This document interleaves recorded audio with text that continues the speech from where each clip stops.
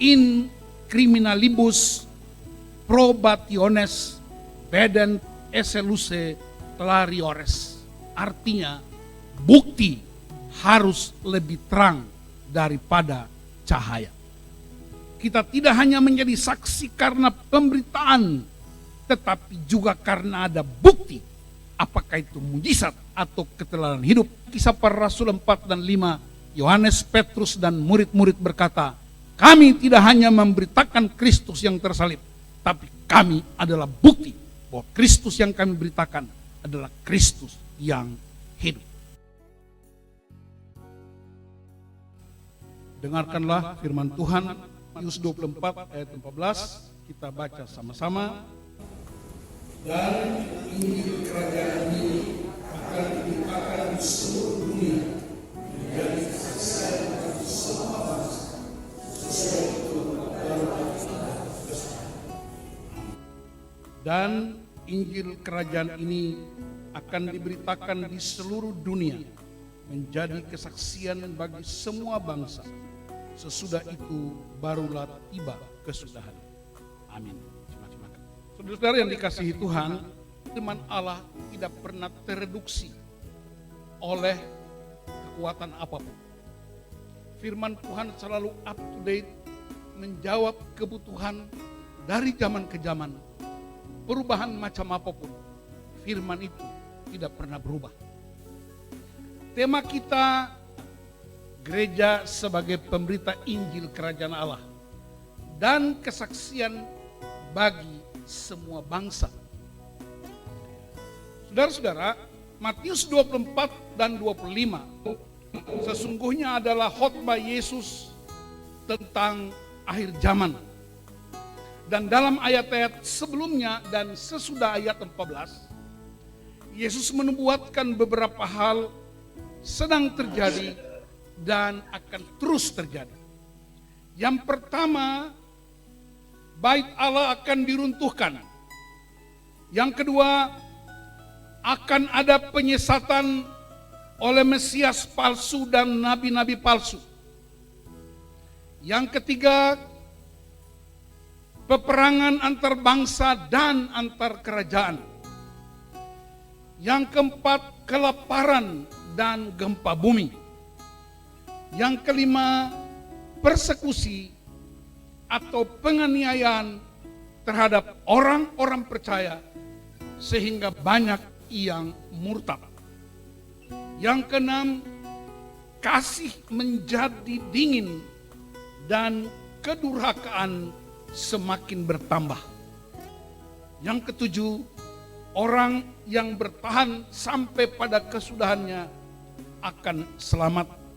Dan yang kedelapan, ayat yang kita kutip, Injil kerajaan akan diberitakan di seluruh dunia menjadi kesaksian bagi semua bangsa. Saudara-saudaraku yang dikasihi Tuhan, nubuatan Yesus ini sudah terjadi dan terus terjadi bahkan sampai kepada kesudahan dunia. Mari kita buktikan. Bait Allah di Yerusalem telah diruntuhkan tahun 70 Masehi ketika orang Roma menyerbu Yerusalem di bawah pemerintahan Titus. Di berbagai tempat kita melihat penyesatan banyak hamba Tuhan yang berpindah keyakinan. Ada beberapa anak-anak Tuhan, apakah profesi apapun, ada peperangan di berbagai tempat, ada kelaparan, gempa bumi, persekusi atau penganiayaan terhadap banyak hamba Tuhan, kasih yang dingin dan menciptakan kedurhakaan. Pemberitaan Injil ke seluruh dunia terus berlangsung dan sekarang lebih hebat lagi berlangsung karena memanfaatkan kecanggihan teknologi. Semuanya sudah pernah terjadi dan akan terus terjadi. Apa yang harus kita kerjakan, saudara-saudara? Gereja yang memberitakan Injil Kerajaan Allah di seluruh dunia dan menjadi kesaksian bagi bangsa-bangsa adalah gereja yang melakukan perintah Yesus dan menggenapi nubuatan Yesus. Di salah satu gereja Protestan, ketika saya diminta untuk melakukan seminar tentang prinsip-prinsip ini, mereka menantang saya, ini gereja tua di salah satu daerah. Mereka berkata GKO ketinggalan zaman. Karena sebenarnya perintah atau amanat agung itu sudah kadaluarsa. Saya begitu kaget, dan ketika saya mencari tahu asal-usul, ternyata lembaga pendidikan teologi yang sangat terkenal, yang juga beberapa alumninya adalah pendeta GKO, dan saya berdoa supaya pendeta-pendeta GKO yang dari lembaga itu tidak menganut paham ini. Karena firman Allah tidak pernah berubah dalam keadaan apapun. Yesus mengajarkan beberapa hal tentang nubuatan ini. Yang pertama, bangunan-bangunan fisik bukan lagi fokus dan prioritas. 24 ayat 1 dan 2. Simbol kebanggaan Yahudi dihancurkan oleh bangsa asing. Kalau begitu, apa prioritas gereja saat ini? Gedung gereja yang megah, gedung gereja yang mewah, dana yang banyak dihabiskan untuk membangun sesuatu yang akhirnya runtuh dan rusak dimakan zaman. Teman-teman yang mengikuti sidang-sidang gerejawi di berbagai level bisa melihat dan mendengar begitu banyak gereja bermasalah dan hamba-hamba Tuhan ribut bertengkar tentang fasilitas-fasilitas gereja. Marilah kita periksa prioritas dan fokus kita. Mau ingin dipujikah dengan fasilitas yang bahkan sering diperoleh dengan cara-cara manipulatif supaya dianggap berhasil dan sukses? Atau dengan cara-cara dunia yang tidak sesuai dengan firman Allah? Saya berdoa spirit ini tidak menjadi bagian GKO. Fokus kita membangun jiwa-jiwa yang Tuhan percayakan. Berapa banyak dana yang dianggarkan untuk pembinaan umat dan penginjilan supaya gereja menjadi pemberita Injil dan menjadi kesaksian bagi bangsa-bangsa. Maka gereja perlu membangun bait Allah, yakni jemaat, pria, wanita, pemuda, anak-anak, dan tidak ketinggalan lansia. 1 Korintus 3 ayat 16 dan 17 berkata, tidak tahukah kamu bahwa kamu adalah bait Allah dan bahwa roh Allah diam di dalam kamu? Jika ada orang yang membinasakan bait Allah, maka Allah akan membinasakan dia. Sebab bait Allah adalah kudus dan bait Allah itu ialah kamu. Di tengah situasi apapun di sepanjang zaman, ada saja penyesatan, ada peperangan, ada kelaparan, ada bencana alam, ada persekusi, kasih yang dingin, ada kedurhakaan. Tetapi satu hal yang tidak pernah berubah, Injil Kerajaan Allah harus terus diberitakan. Injil Kerajaan Allah menjadi jawaban satu-satunya bagi segala sesuatu. Roma 1 ayat 16 berkata, Injil adalah kekuatan Allah. Suara Injil atau kabar baik harus lebih keras daripada kabar lain yang mengerikan. Sejarah dunia mencatat Nazi Jerman dengan pemimpinnya Adolf Hitler, kenapa mereka begitu hebat membunuh 6 juta jiwa, menghancurkan peradaban? Karena setiap hari kebohongan terus-menerus diucapkan, sehingga sesuatu yang diucapkan terus-menerus menjadi sebuah kebenaran. Gereja harus menjadi gudang pemancar kabar baik bagi dunia, khususnya di Indonesia.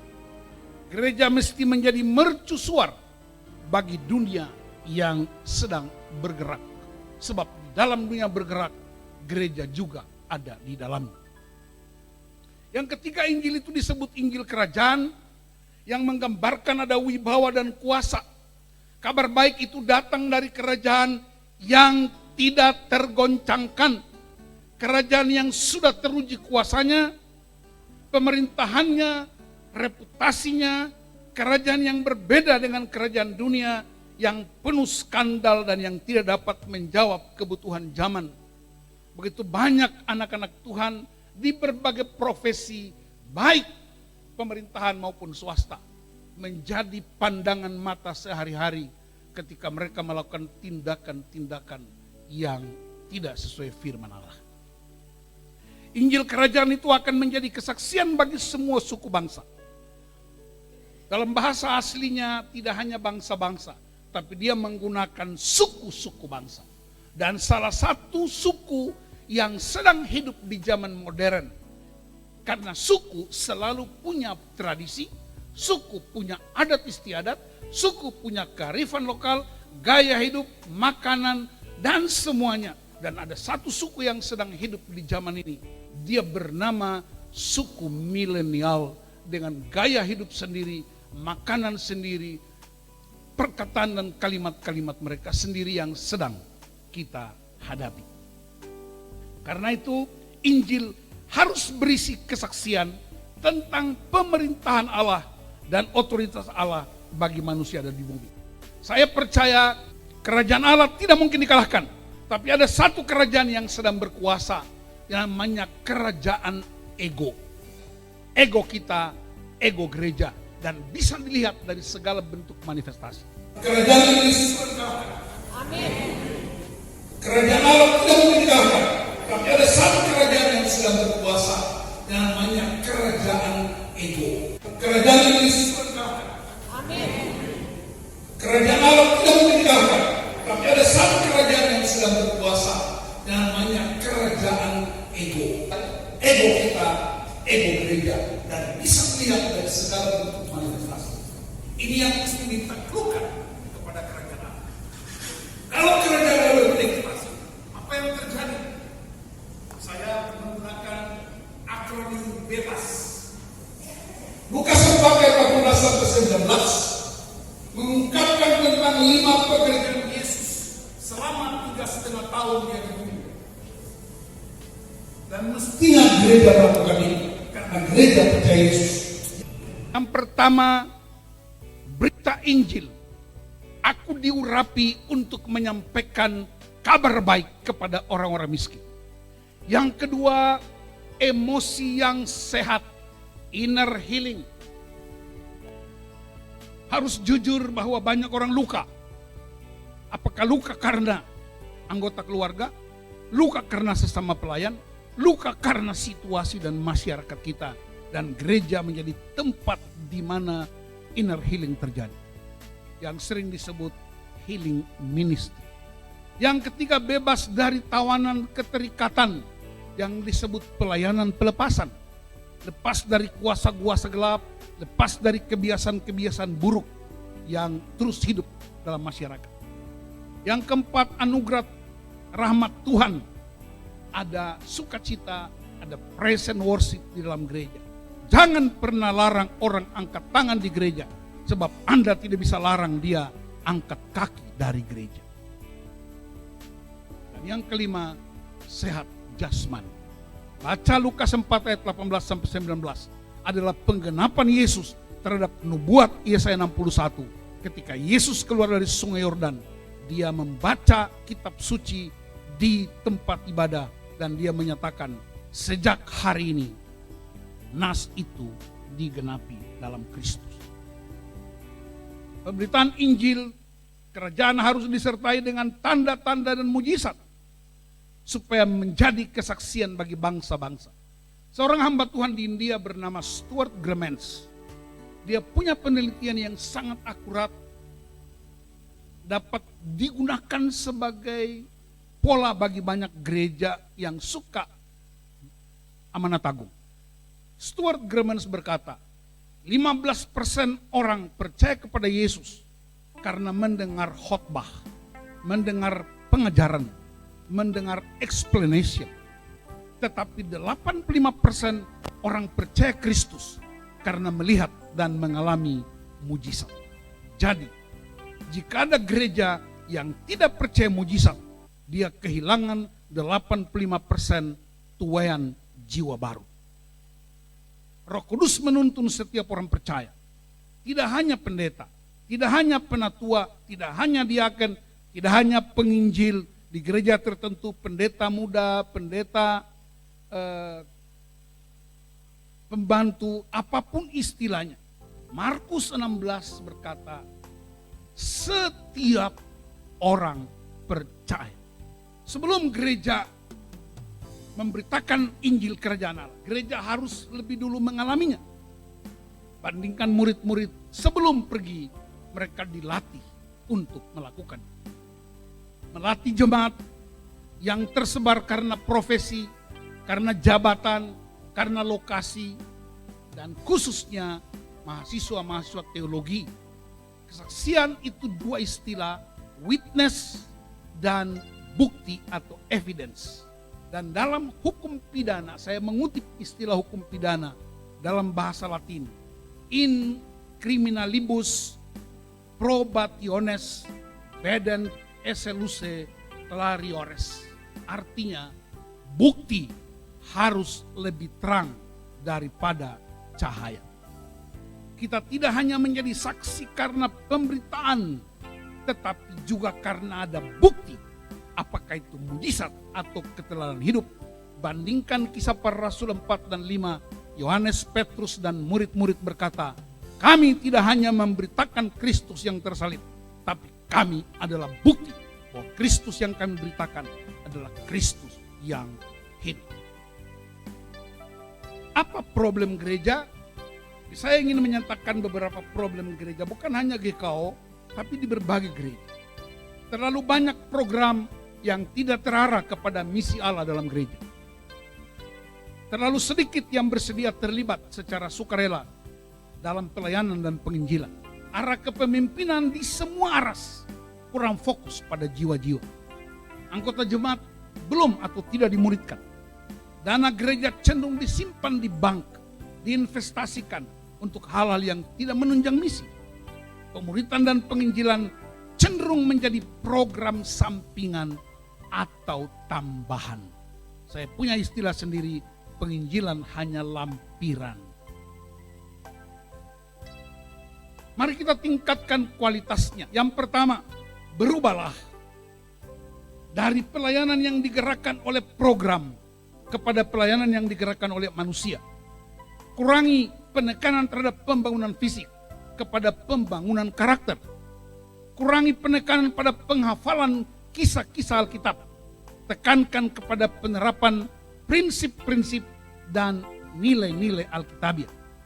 Berpindahlah dari perhatian kepada kuantitas program, besar ruangan, fasilitas, kepada perhatian terhadap kualitas, komitmen, hikmat, hubungan, nilai-nilai, dan gaya hidup.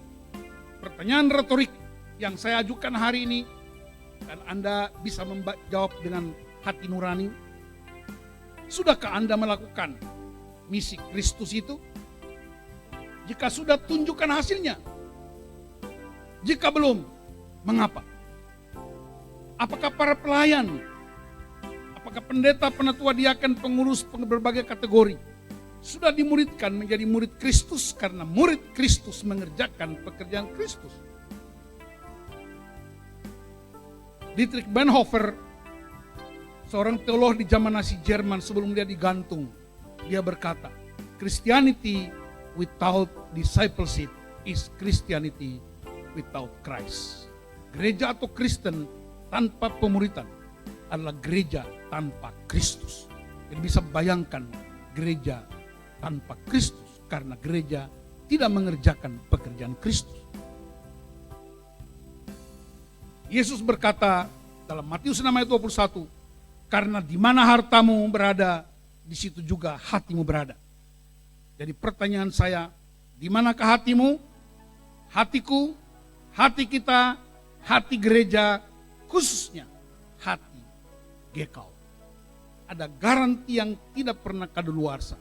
Yesus berkata, aku menyertai kamu senantiasa sampai kepada akhir jalan. Amin.